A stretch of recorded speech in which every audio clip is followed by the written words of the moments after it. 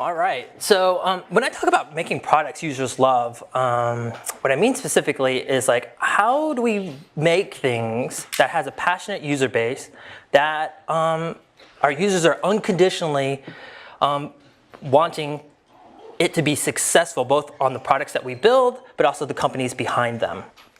We're going to go over tons of information. Try not to take too many notes, mostly just try to listen. I'll post a link to the slides on my Twitter account, and on that link, there'll be ways for you to annotate the slides, and you can ask me questions, and so if we don't get to them, I'll answer them after the talk. So you guys have been listening to and hearing a lot about growth over the last several weeks. And to me, I feel like growth is usually fairly simple. It's the interaction between two sort of concepts or variables, conversion rate and churn, right? And the gap between those two things pretty much indicate how fast you're going to grow. Most people, especially business type people, tend to look at this interaction in terms of a very calculated and a mathematical sort of way. And today I sort of want to talk about these things at a more human scale. Right? Because at a startup, when you're interacting with your users, you have a fairly intimate interaction that you have in the early stages. And so I think there's a different way of looking at this stuff in terms of how we build our products. And we'll look at a lot of different examples of that and how it's executed well. My philosophy behind a lot of things that I teach startups is the best way to get to sort of $1 billion is to focus on the values that help you get that first dollar, to acquire that first user. If you sort of get that right, everything else will sort of take care of itself. It's a sort of faith thing. So I came to be a partner at YC by way of being an alumni. I went through the program in winter of 2006. It was the second ever program. And I built a product called Wufoo. Wufoo is an online form builder, helps you create contact forms and online surveys and simple payment forms. It's basically a database app that looks like it's designed by Fisher-Price. What's interesting, though, is that because it was fairly easy to use, had customers from every industry, market, and vertical you can think of, including a majority of the Fortune 500 companies out there. Ran that company for 5 years, and then we were acquired by SurveyMonkey in 2013. And at the time, we were a very interesting acquisition. We were only a team of 10 people at the time, and while we acquired funding out here in Silicon Valley through Combinator, we actually ran the company from Florida. We had no office. Everyone worked from home. And we're an interesting outlier. So each dot here represents a startup that exited through IPO or acquisition. And we're this outlier to the left. The bottom is the funding amount they took, and the vertical axis is the valuation of the company at the time. To sum it up, the average startup raises about $25 million. And their return to their investors is about 676%. Wufoo raised about $118,000 total, and our return to our investors is about 29,000%. So a lot of people are very interested in sort of like, what makes Wufoo a little bit different, or how do we run the company very differently? And a lot of it was focused on product. We weren't interested in building software that, I guess, that just people wanted to use, right? That reminded you that you worked in a cubicle, because it was a database app at its sort of core. We wanted a product that people wanted to love, that people wanted to have a relationship with. And we were actually very fanatical about how we approached this idea at the point where it was almost sort of in a sort of sciencey sort of way. So what we said was like, okay, what's interesting about startups in terms of us wanting to create things that people love is that love and unconditional sort of feelings are things that are difficult for us to do in sort of real life. And at startups, we have to do it sort of at scale. So what we decided to do was start off by just looking at like, okay, how does real relationship work in the real world, and how can we apply them to sort of how we run our business and sort of build our product that way? So we'll go over basically these two metaphors: acquiring new users as if we're trying to date them, and existing users as if it was a successful marriage. So when it comes to dating, a lot of the stuff that we uncovered had to do with first impressions. All of you often talk about your relationships in terms of the origin story. If I asked you to tell me about the first kiss, how you sort of met, how you proposed, these are the things that we say over and over and over again. They're basically the word of mouth stories of our relationships. And they're the same kinds of things that we do with companies. Human beings are relationship manufacturing creatures. We cannot help but create and anthropomorphize the things we interact with over and over again. So whether it's the cars we drive, the clothes we wear, the tools and softwares we use, we eventually prescribe characteristics to it, a personality, and we expect it to behave a certain way, and that's how we sort of interact with it.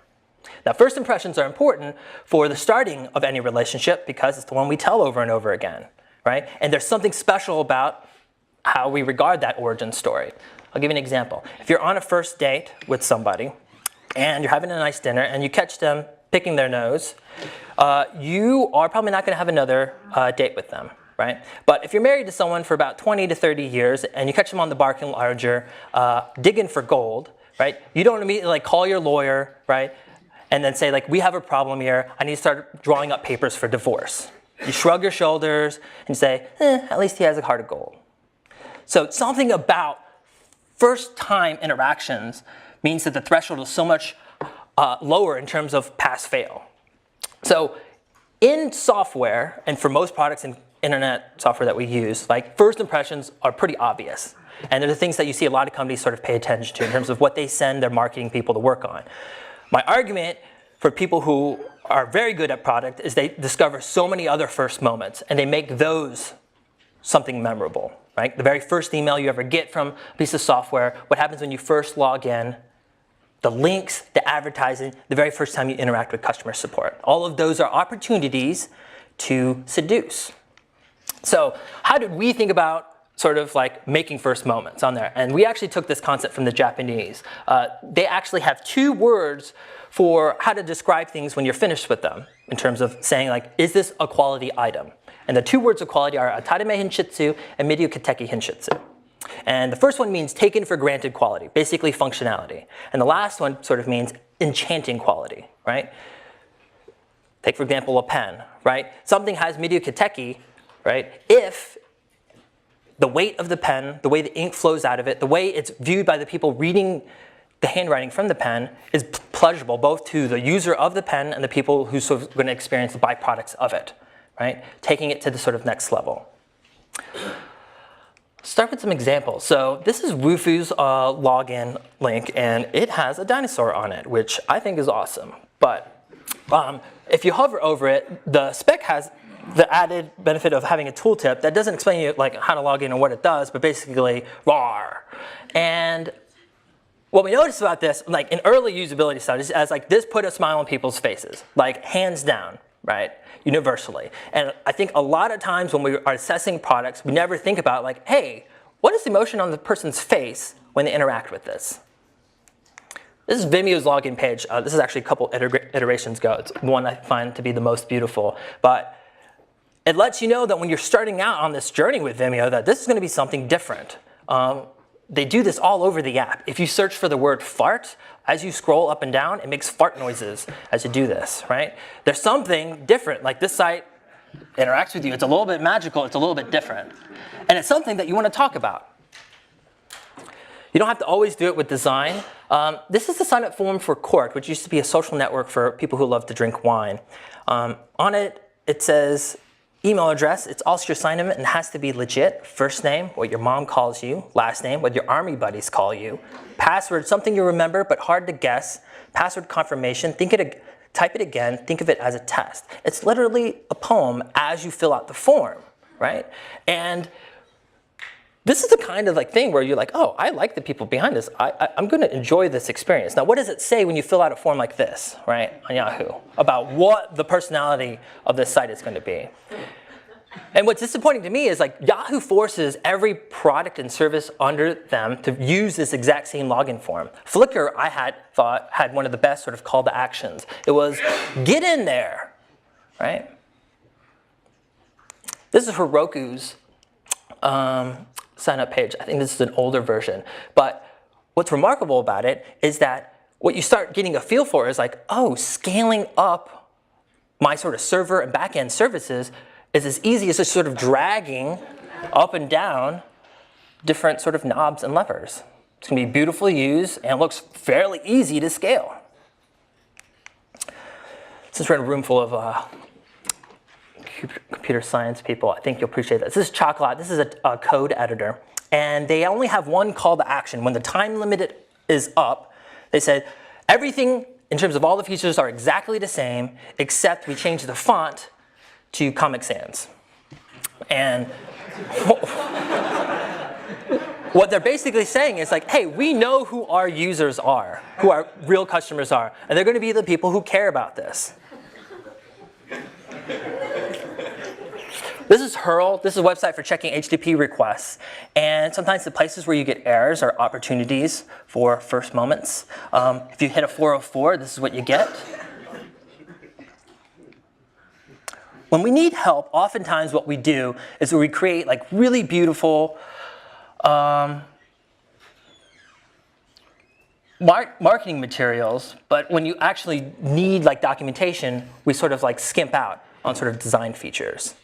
And this is a point that like you see happen over and over again. A company that gets this right is MailChimp, and what they did was they redesigned all of their help guides so that they look like magazine covers.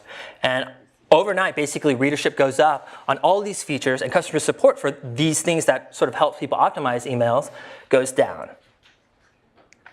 Speaking of documentation, Stripe, what's interesting about an API company is that there is no UX. The UX is actually just documentation, right? And there's opportunities, even in documentation, sort of the enchant and amaze. So one of the things that I love about them is their examples are wonderful.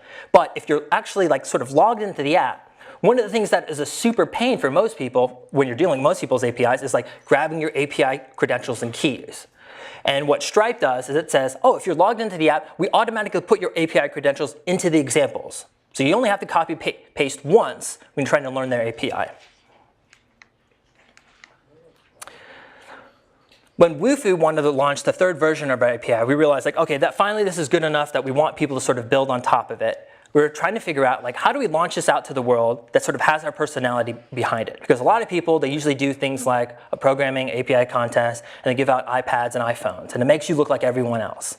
And so in our company, one weird value they have, it's a quirk of us, is that the co-founders are big medieval nuts, and we would take everyone out to medieval times every single year on the anniversary of the founding of the company.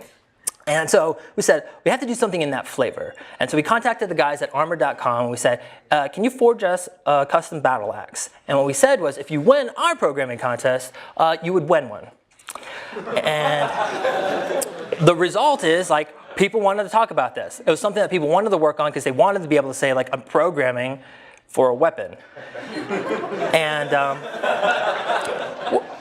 what's cool is we had over 25 different applications created for us of quality and quantity that we could not have paid for on the budget and the sort of time that we had for this. We got things like an iPhone app, an Android app, and WordPress plugins, right? And all because what we did was we changed how people want to talk about the origin story of how they're interacting with one of our services. We can go like all day long on going over these examples, but I'm going to shortcut this by saying you should just subscribe to Little Big Details. It's just basically tons of screenshots of software that's just doing it right, that shows that they're being conscientious of the user and the customers.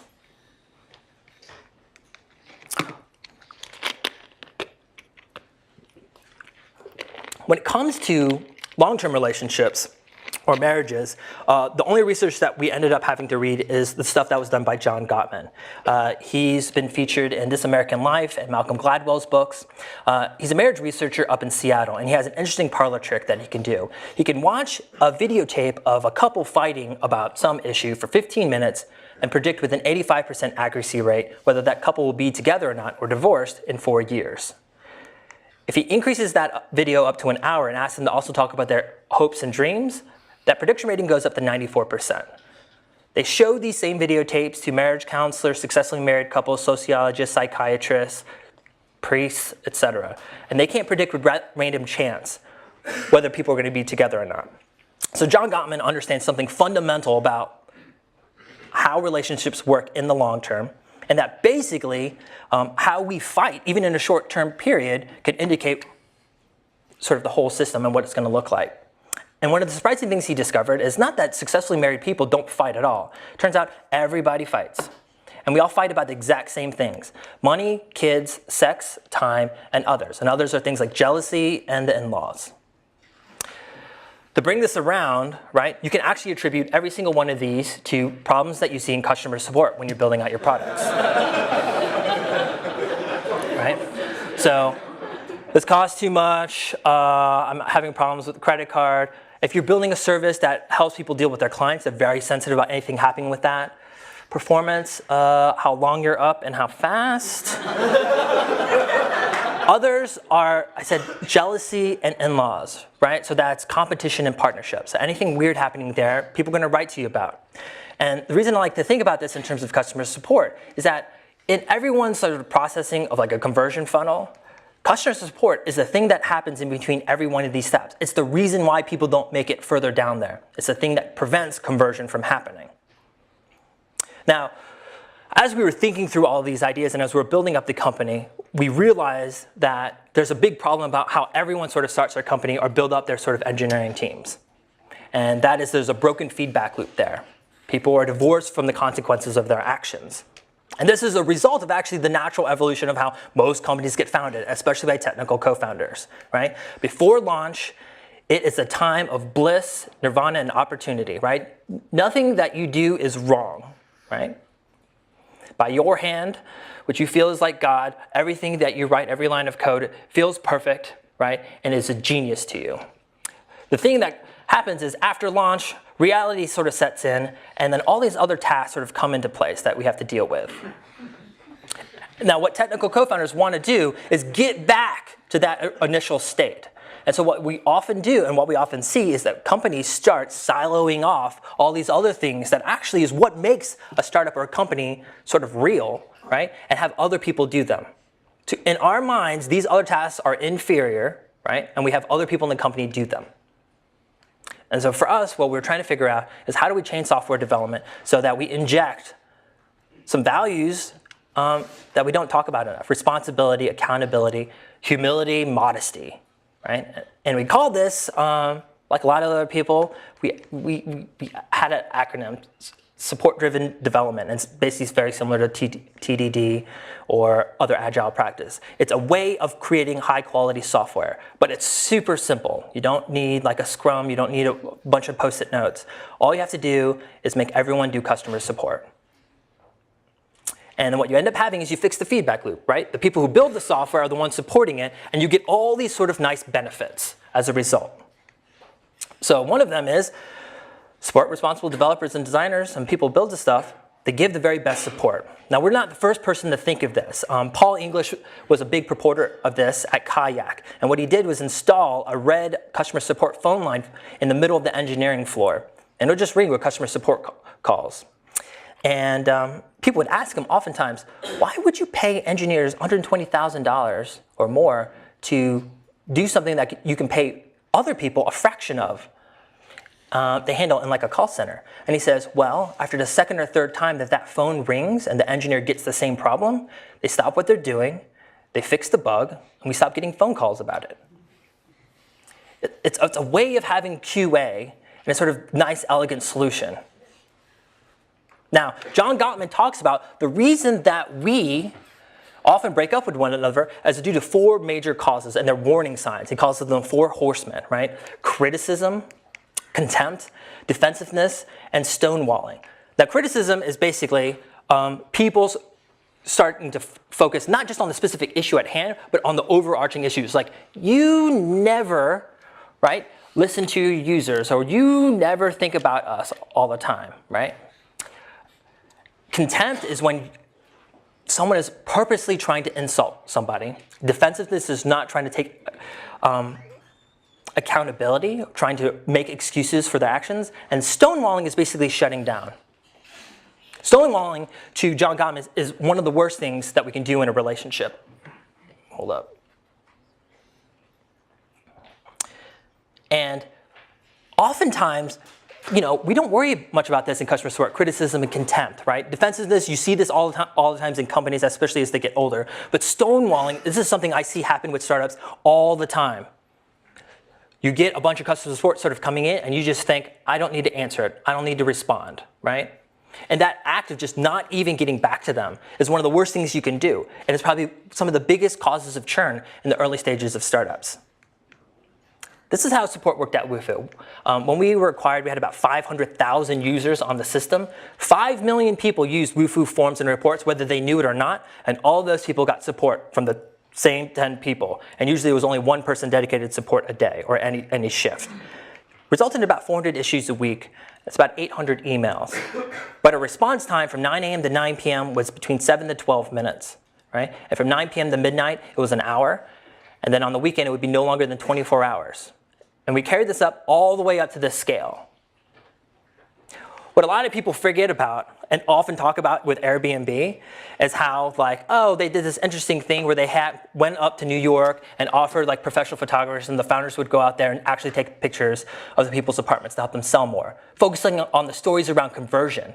What most people don't realize is a lot of times when I saw Joe in the early days of Airbnb, he had a phone sort of headset stuck to his head all the time because he was doing phone support nonstop. Turn is a story that we don't like to talk about all the time. Airbnb's sort of growth really started picking up once they figured out how to match capacity to the demand or the phone calls they were getting into their support system. At Wufoo, we actually constantly did experiments around support because we were so obsessed with it. One experiment we did was we heard Kathy Sierra do a talk about there's a disconnect between the emotions that we have when we need help and sort of the content and the reactions we get from people when we get help from them, especially online, because they just don't see all those nonverbal cues. So she said, unless there's face recognition on the web, we're just always going to be disconnected from our users. Our feeling was like, well, we're not face recognition experts, but I think there's another way of getting empathy. So as form builders, we added a drop down. And what we said was like, hey, what's your emotional state? And our hypothesis was that no one was going to fill this out. We basically thought, oh, okay, you know what? This is going to be pretty a lame experiment, but we'll see how it sort of goes. And it turned out the emotional state drop-down field was filled out 75.8% of the time. The browser type drop-down field, just in comparison, was filled out 78.1% of the time. Right? So people were basically telling us, for my technical support issue, how I feel about this problem is just as important as like all the technical details you need to sort of figure out how to debug it. Now, we didn't prioritize things or triage things by emotion, right? And for the most part, people didn't game the system. One of the interesting byproducts of it was that we noticed that people started being nicer to us in the customer support. It was something sort of subconscious. We just were thinking like, wow, our users are so much better now. What's going on? And we went back and looked at the data and we did some text analysis. And what we realized is that, oh, when it comes to only communicating with people over written words like email, there's only 3 ways that you show strong emotions, right? Exclamation marks, curse words, and all caps. And sure enough, on all 3 of those metrics, they've gone down in sort of the way people were talking to us in the customer support. Once people had a simple outlet for their emotions, right, people would be a lot more rational, and it made our jobs a lot more pleasant as a result. The other byproduct that is awesome is that you actually build better software when you do this. Far better software. This is actually backed up by tons of research. Jared Spool at User Interface Engineering, which is sort of the big players in this space, says like there's a direct correlation to how much time we spend directly exposed to users and how good our designs sort of get. He says it has to come in a specific way. It has to be direct exposure, right? It can't be something where someone generates a report or through a graph. You have to be interacting with them somewhat real time. It has to be a minimum of every 6 weeks, and it has to be for at least 2 hours. Otherwise, your software will get worse over time. Our developers, our people who are on Wufoo, we're getting exposed to our users 4 to 8 hours every single week. And what it does is it changes the way you sort of build software. Jared Spool has another way of talking about how we build products, right? And let's imagine that this represents all the knowledge needed to sort of use your app on a spectrum, right? This is like no knowledge, right? And this is all the knowledge needed, right? And these 2 lines are pretty much your interaction with users, what you're trying to get them to. This is currently where their knowledge point is, and this is the target knowledge point that you're trying to get them to understand and use your app. The gap between those is called the knowledge gap, Jared Spool calls. And what's interesting about this is there's only 2 ways, right, to sort of fix this. That gap represents how intuitive your app is. Right? You either get the user to increase their knowledge, or you decrease the amount of knowledge that's needed to use your application. And oftentimes, as engineers and people who build and work on products, we think, let's add new features. And new features only means let's increase the knowledge gap. So for us, we actually focused a lot on the other sort of direction. And so what that meant is we spent a lot of time, 30% of our engineering time was spent on internal tools to help with our customer support stuff. But oftentimes, it was spent helping people help themselves. Things like frequently asked questions, tool tips, things like if you just click the help link, right?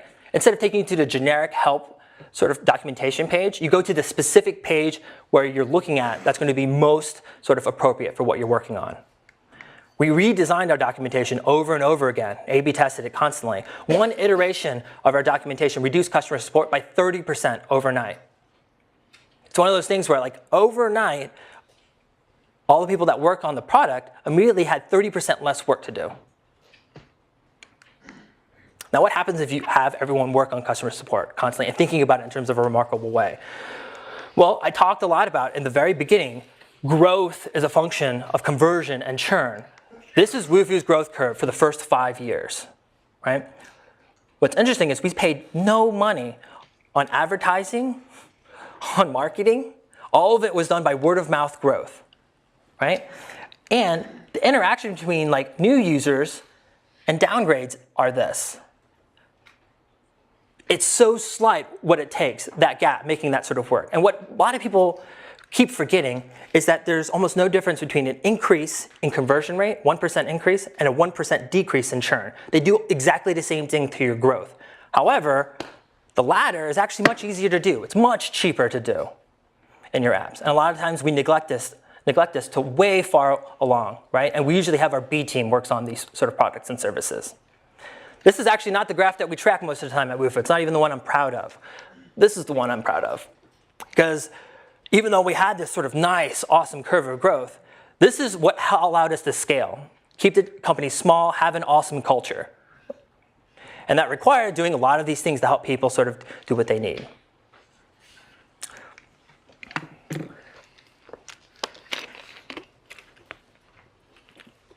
So John Gottman noticed there was a different type of behavior for relationships and why people divorced. Basically, there would be some subset of people who would stay together 10, 15 years, and then all of a sudden, they divorce. And there was none of the other indicators which sort of show that this is what was going to happen. And he was looking through the data, and he realized, oh, there's no passion, there's no fire between these people, right? When it comes to relationships, they kind of follow the second law of thermodynamics, right? In a closed energy system, things tend to run down. So you have to constantly be putting energy and effort back into it.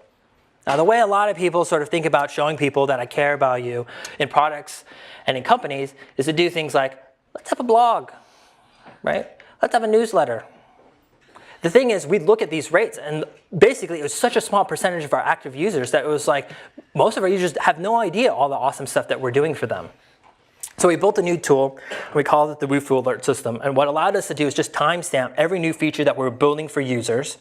And then every time they would log in, we would look at the difference between their login time, or last login time, and the new features that were implemented. And when you had this message show up, hey, since you've been gone, here's all the awesome stuff that Wufoo did for you. Hands down, this was the most talked about feature I've ever had every time I went out to talk to users, right? They'd say like, dude, I love that since you've been gone thing. Even though I pay the same amount every single month, you guys are doing something for me almost every week. And it's totally awesome. It makes me feel I'm getting maximum value. The other thing that we did, in addition to having everyone support the people that paid their paycheck, is have them say thank you. And this was a large part due to us injecting sort of humility and modesty into sort of the equation. Every single Friday, we would get together and we'd just write simple handwritten thank you cards to our users.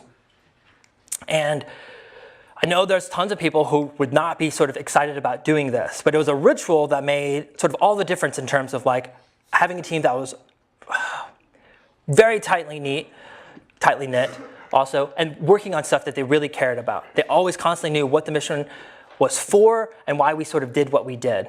These aren't fancy thank you cards, right? They're just simple like handwritten stuff on an index card. We threw in a sticker and slapped on a dinosaur on the front of it. And what's interesting is we started this practice as a result of the early days of starting Wufoo.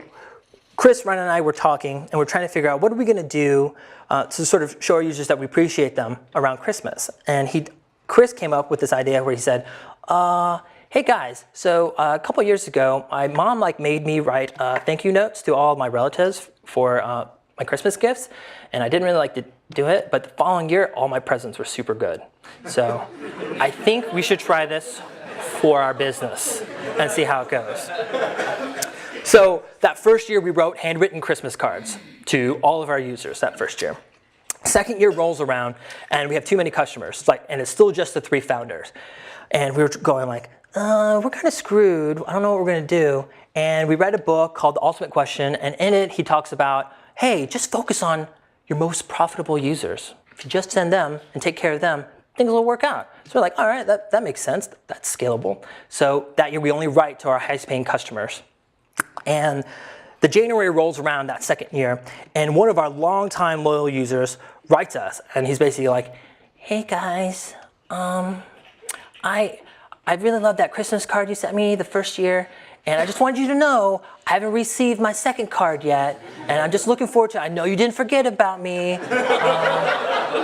Thanks a lot.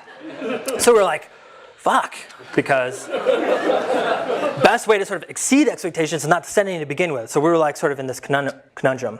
And what we decided after thinking about it for a while is that we need to stop doing it just one time a year. It needs to be something that's part of the culture that happens every sort of week even. And even though we'll never catch up to all of our customers, just the practice of doing it will make all the difference.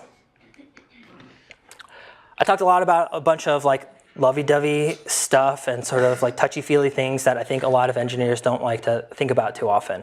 And so I'll end on some sort of hard business data or research. There's an article that was put out by the Harvard Business Review several years ago by Michael Treacy and Fred Wazirma, and in it they talk about the discipline of market leaders. They say there's only 3 ways that you achieve market dominance, and depending on how you want to achieve that market dominance, you have to organize your company in a very specific way. Best price, best product, and best overall solution. If you want to be the best price out there, you focus on logistics, so Walmart and Amazon. If you want to be the best product out there, you focus on R&D. Apple's usually a quintessential example of that. Best overall solution, it's about being customer intimate. And this is the path that you see followed by luxury brands and hospitality industry.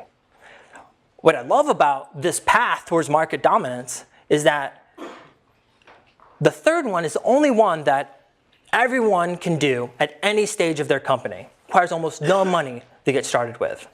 Usually just requires a little bit of humility and some manners. And as a result, you can achieve the success as any other people in sort of your market. That's all I got. Thank you very much.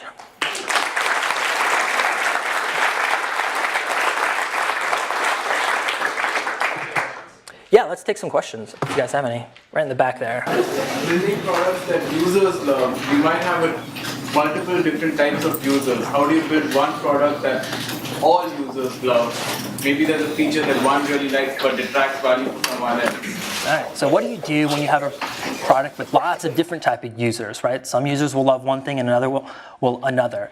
And I agree, there's an interesting fine line for that. What I always usually tell people is focus on the people who are the most passionate, especially in the early stages, right? Whatever niche it's going to be, that's who I'd focus on completely.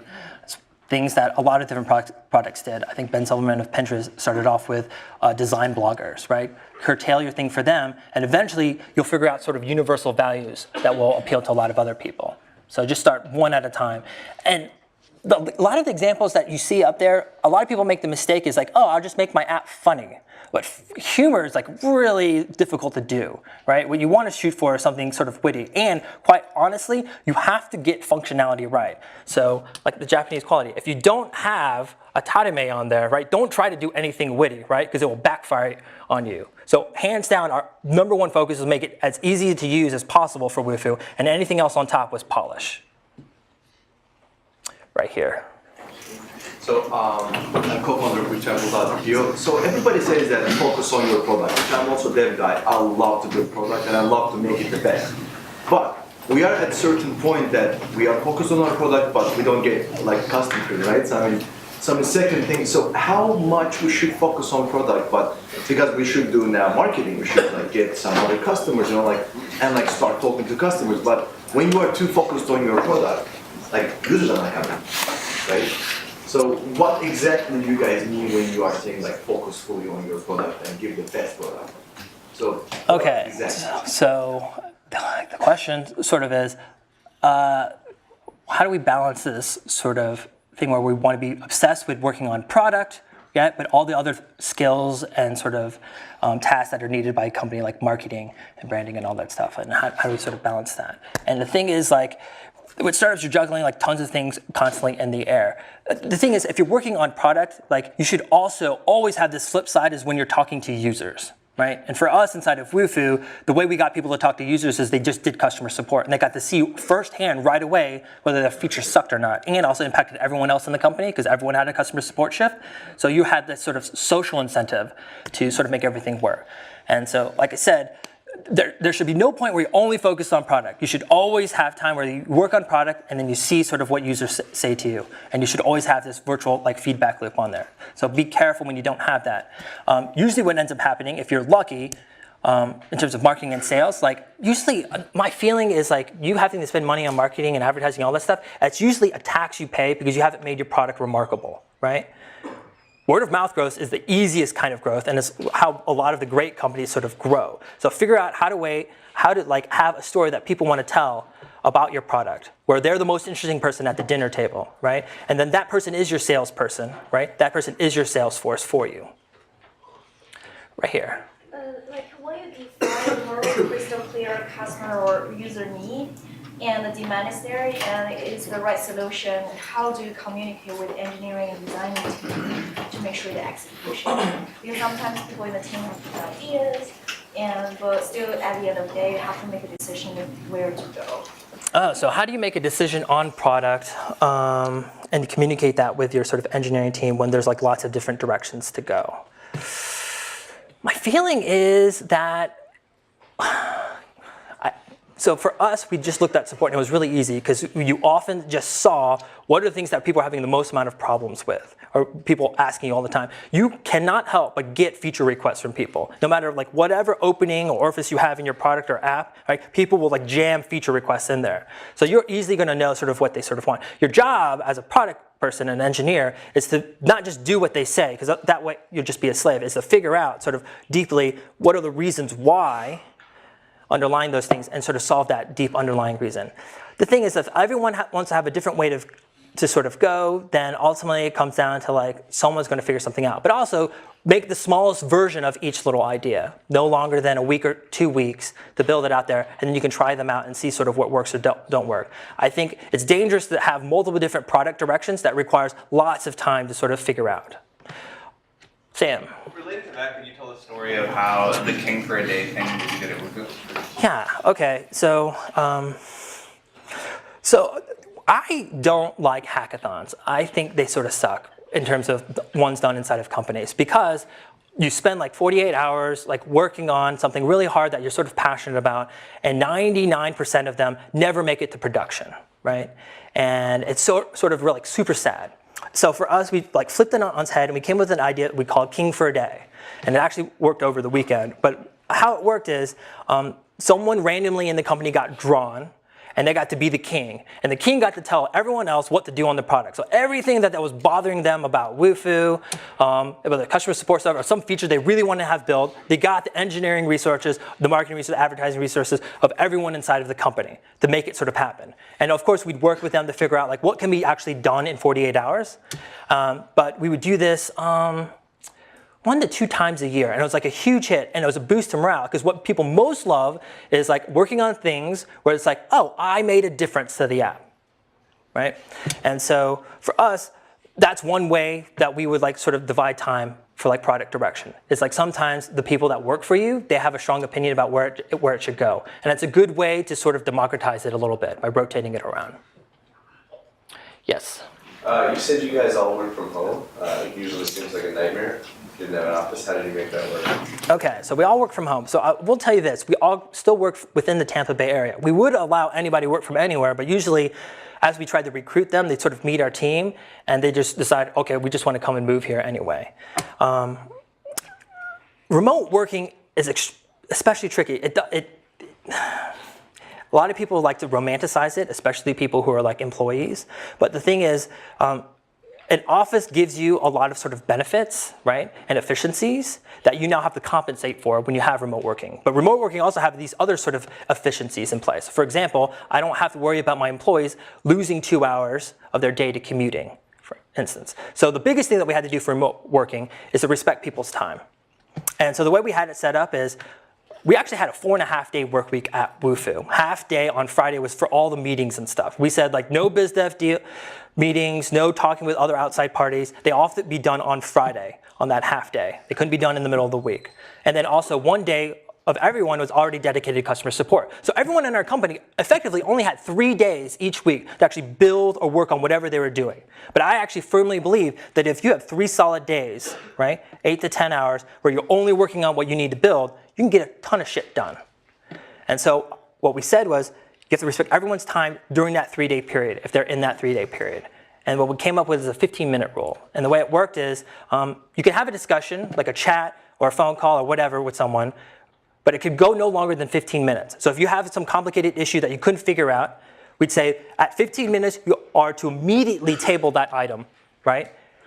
And have us discuss it on Friday, and you move on to the next item on your list, right? To enhance productivity. More often than not, I would say 90% of the time, the item never got brought up on Friday. Because usually what would happen is people would sleep on it, and then they would magically say like, hey, I found a solution, or like, hey, that's not a big problem whatsoever. Because most problems inside of company, they don't need to be solved in real time or right away. The only things are when like the site is down or payments aren't working, right? Everything outside of that is basically kind of luxury. So focus on your priorities as much as possible. And as a result, our 10-person team did far more than many, many other companies as a result. But it takes extra work to make remote working happen. We are an extremely disciplined sort of team, and I would have to say there's almost not many YC companies that actually have been able to replicate sort of what we do. I think there's only 2 other companies, I think, in YC that sort of have the same sort of disciplined working style. It takes more work in a very different fashion, right? An office allows you to be a little bit lazier, right, in terms of all these things around productivity. Okay. Over here. Just to build off of that question, as the leader of the team, how did you manage to instill a company culture, right? And also like have accountability for the employees, especially because they're in the same working space. Okay, how do we set up accountability for employees as a manager? All right, so at Wufoo, we were profitable 9 months after launch, so we had profit sharing, right? And so it makes incentives pretty simple and clear. It would be a multiple of whatever bonus pool that we sort of had, and the performance measures would be based on sort of how they did in customer support, right, on their duties there, and sort of what they said they were wanting to accomplish or do. I don't like process, and I don't like lots of tools to help get people to be productive. So the only thing that we had for helping people manage sort of their projects is to-do lists. And that is like simple text files that we shared in a Dropbox account. Each person had their name on it, and you got to see every time someone updated their to-do list. What we said is every single night you just said everything that you did that day, right? And then on Friday, we would just go over, okay, this is what you said last week that you're going to do. This is what you actually got done. What are sort of the problems at hand? And it's super simple, right? It creates this like nice written trail for how to sort of handle stuff, right? And I don't have to worry about managing them, right? They sort of set the tone for how they want to be sort of assessed. And it makes it really simple. And for people who are excellent at what they do, right, it works very, very well. And then when you actually have problems, it's very easy to fire people. I was fortunate that I never had to fire anyone at Wufoo, right? But we were able to correct a lot of people's behavior very, very quickly because we just kind of look at this and it's like, look, this is your pattern of behavior. You finish a fraction of the items on your list. You do most of the items at the last second right before Friday. That's a problem. You've got to manage your time better. And this is evidence that you've provided to us. All we have to do is sort of describe it back to you. And because everyone in the company sort of sees it, right, there's social pressure that's put into place that helps make it all sort of happen. Right here. How did you hire people that you felt would be able to work remotely in this kind of environment that's not standard? So how do you hire people that can work remotely and then sort of work in this sort of fashion? So pretty easily, you have them work on a side project for you. So you contract them out and they have to work remotely as such. Usually the project I like to have them work on is about a month long. right? I could do things much faster for a week, but usually get a good sense of like how well people sort of manage themselves and work on things from a project like that. So that was always the first assessment. Like we never did anything just by interviews. The other thing we had to sort of screen them for is their ability to do customer support, because not every engineer sort of has the empathy skills to handle that stress. So sometimes I would have people write breakup letters to me, right, in an interview, and just like, hey, pretend like you have to break up with me. You have 15 minutes to write it down there, and you can only write by hand. What are you gonna say? And so you get a good sense of sort of their writing skills, because like 90% of what you do in customer support is tell them bad news, like we don't support that feature, sorry, that's not going to work, or it's not going to be available. And so people have to have sort of tact at that. How about one more question? One question, right here, the glasses. Cool. So it seems like you have all these like tricks and experiments that have really helped the company. Do you have any stories of ones that didn't work out? Have all these tricks and experiments to help the company. Are there any ones that didn't work out? All right, I'll talk about one. So one of the things that we did early on to try to motivate ourselves was try to get, like we understood this idea of like crunch mode and that it's really bad for people. Like if you're doing a subscription business, you need people to last for the long term. And video games, a lot of times they like crunch people all the time for like a specific deadline, or have multiple sprints every 2 weeks, and you have to shoot up to this deadline, and it's like exhausting. And so because what ends up happening is like you might get an increase in productivity, but the recovery period that you need for people is always greater, right, than the productivity you gain. And in a company where you need everyone doing customer support and being on their game and constantly pushing out features, you don't have time for recovery. So we were thinking about, okay, we want to build like a company vacation into how Wufoo sort of works to reward our users every single year. And we said, okay, if the vacation is sort of built in there for the recovery, we can have one crunch period, right, before that vacation set up. And we'll just only do customer support that will just sort of scale with people. So the way we did the very first crunch mode is that it was just between the 3 founders. And we had each of us draw up a 10-item to-do list. That would be fairly aggressive. And the first person to get through 7 of their items would win. And the last person to get through 7 of their items would become what we called trip bitch. And trip bitch meant that you carried the other person's luggage and got people drinks when you're on the company vacation. So we did that. And during that period, everyone was like pretty excited about it and motivated. And the winner got to choose the next company vacation the following year. And then all of a sudden, Ryan had basically poorly estimated the items on his list. And he realized very quickly, I'm going to fucking lose. And so he was just like, I give up. And he just sort of stopped. So crunch mode turned out to be blah mode for him, because he knew he was going to lose and became pretty demoralized. So as a result of doing that, we decided not to do it in that similar fashion anymore. So good idea that we like to talk about, but it's one that we never did again. All right, guys, thanks a lot. You can email me at kevin@ycombinator.com.